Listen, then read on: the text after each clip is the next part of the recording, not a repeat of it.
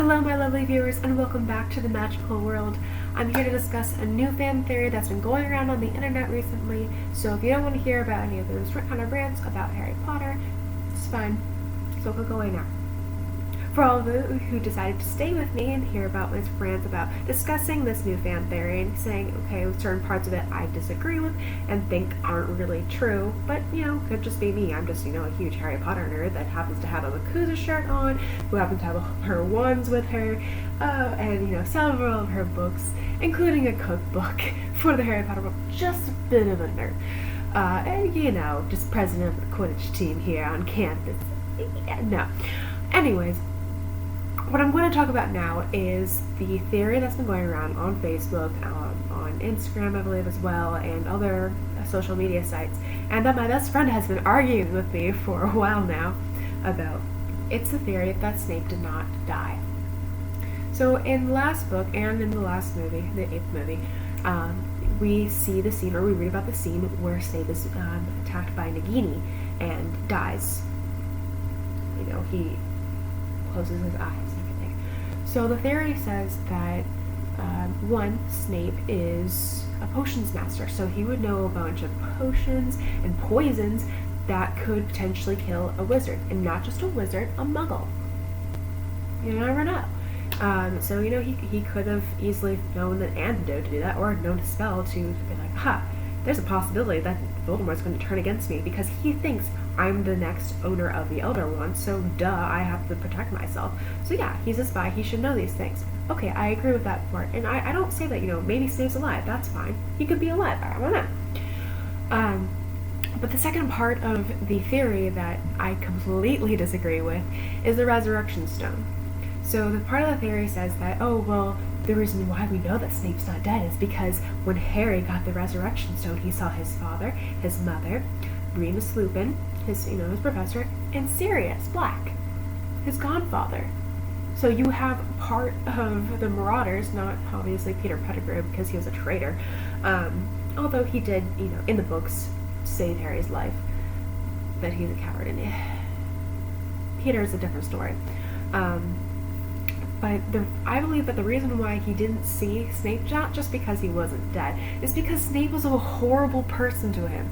And you can argue saying, he was supposed to be, this spy. He couldn't say, Harry, I'll take care of you, whatever. No, the reason why he was so horrible to Harry, even after it was shown that Harry was not like his father, was because he hated James. James was a prat, let's say. Sorry, I was trying to control myself here.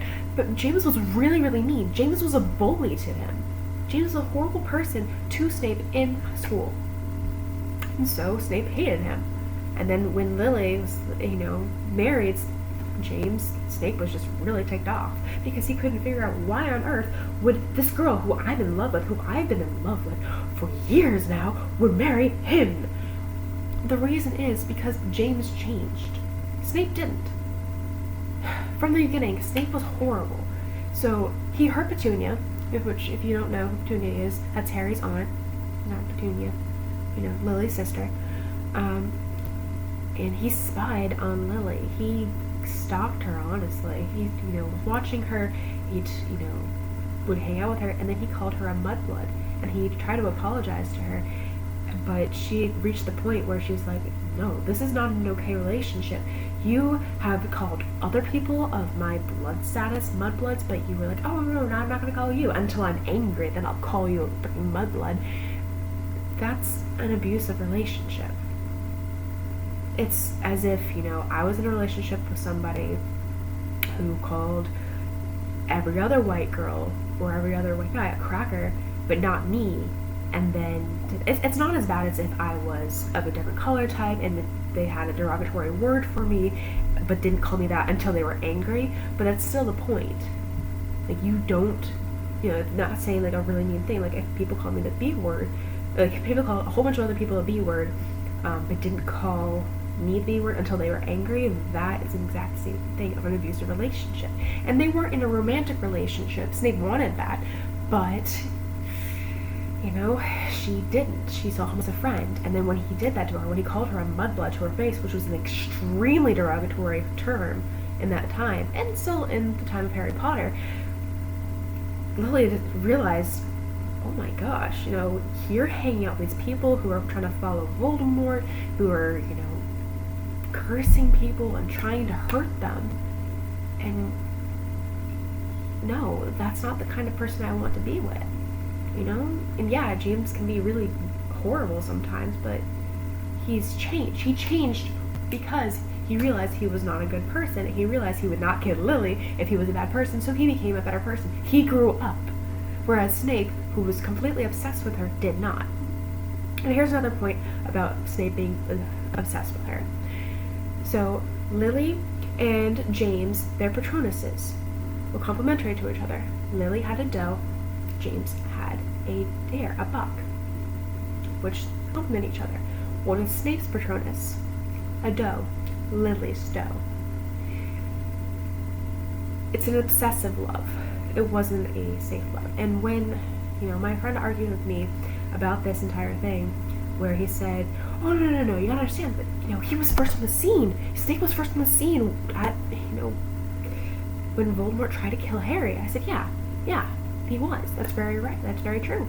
He stepped over James's dead body, ignored the screaming baby who had just seen his parents being murdered, and held Lily's lifeless body in his arms. And then, okay, fine, that happened in the past, and then, he was very upset with Voldemort, with Dumbledore saying, like, why didn't you protect her? And Dumbledore was like, well, I tried to. I told them to, give them the secret keeper, and they chose the wrong person. They were originally going to choose Sirius, which would have saved them, but no, they were like, no, actually, let's go give it to Peter, Peter Pettigrew. Who would think about going after Peter?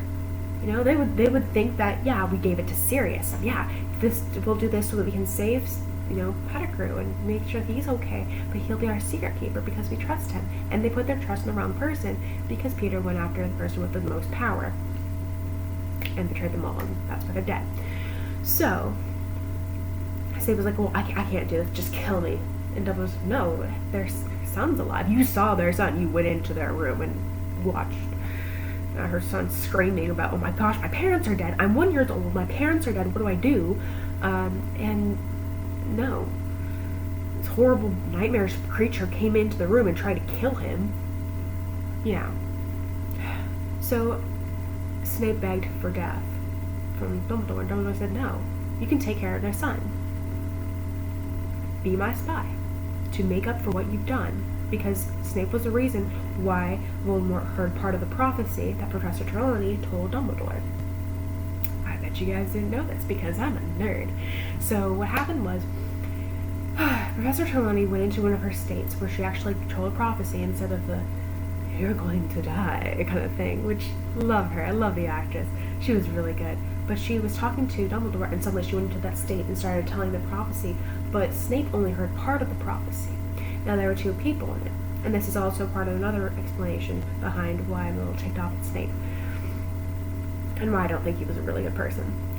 The other part is because both Harry and Neville were born at the end of July. Neville was pureblood, and Harry, because his mother was born of a Muggle family, was considered a half-blood. And of course, Voldemort, because he was born to a wizard mother and a Muggle father, is a half-blood. So Voldemort decided, I'm gonna go kill the half-blood, not the full-blood, not the pure-blood kid. I'm gonna go kill the half-blood. And that's why Lily died. So Snape blamed himself and also blamed, Dumbledore for not protecting him. Whatever, so Dumbledore decided to use him and said, okay, fine, then protect him. And he said, I don't want to. And then he was horrible to Harry, which people can argue, well, okay, he had to keep the other Death Eaters. He knew Voldemort was going to come back.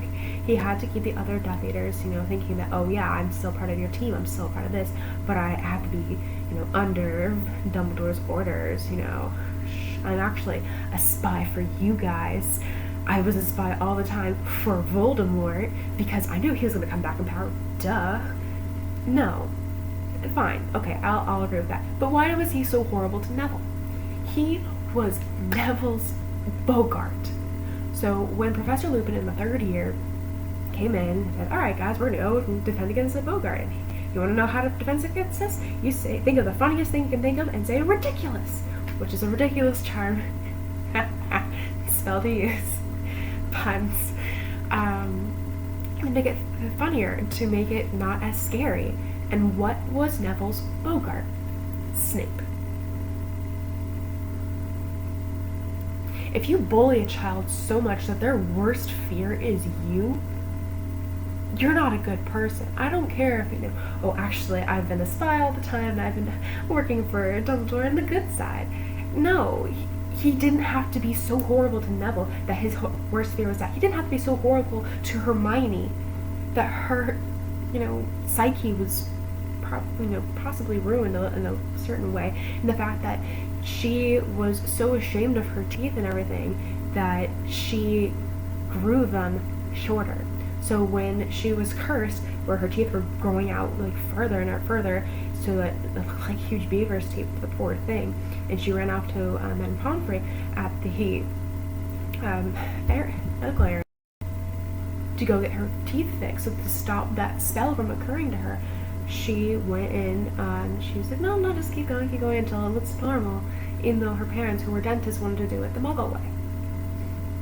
So yeah, if you torture a kid so much that you're bullying them to the fact where, their worst fear is you, or to the point where they're trying to change their features because you tease them so much, or to the point where she used to raise her hand so much, be like, I know the answer, and she would stop doing that. She would just be like, all right, I'm just going to do this. That is not a good teacher. That's not a good person. So you can argue, yeah, that Snape was a good person. Fine, that's your opinion. Go for it. However, I'll argue that, and that's why he wasn't a part of the stone, the resurrection stone. That's why Harry didn't see him, because Harry saw him as a bully. He wanted the people that loved him. He wanted the people who cared about him. So who were the people who cared about him? His mom and dad, who died for him. His mother, who put on one of the most powerful spells that a person can ever give to another person, a love spell, that she died for him. She loved him so much that she died for him. That's why she was there. That's why his father was there.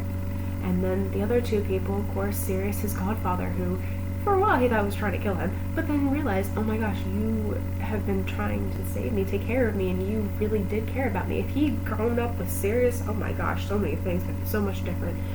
But then also with Remus took care of him. If Voldemort hadn't been in the picture, Remus and Sirius would have been the best uncles. Horrible uncles, but best uncles ever for Harry. There have been so many shenanigans.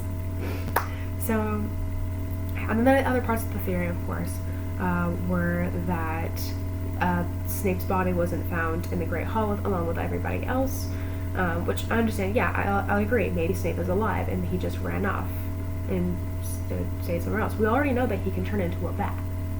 He's already that kind of animagus, and he can fly away. So that's fine, yeah. Maybe he's a bat. Maybe he flew away and did that, and I did not mean for that to rhyme. Maybe he decided that, I've done my part. Harry knows all this information now, and Harry knows that Dumbledore decided to use him to destroy Voldemort. Fine, I'm done. I've completed my mission. I have repaid Lily for what I've done. And he flew off. Fine. My point is, please stop arguing that Snape was a good person. Okay? And please stop arguing that the reason why he wasn't a part of the Resurrection Stone thing was because he was such a good person. He was a hero. Yes, in his own right, he was a hero.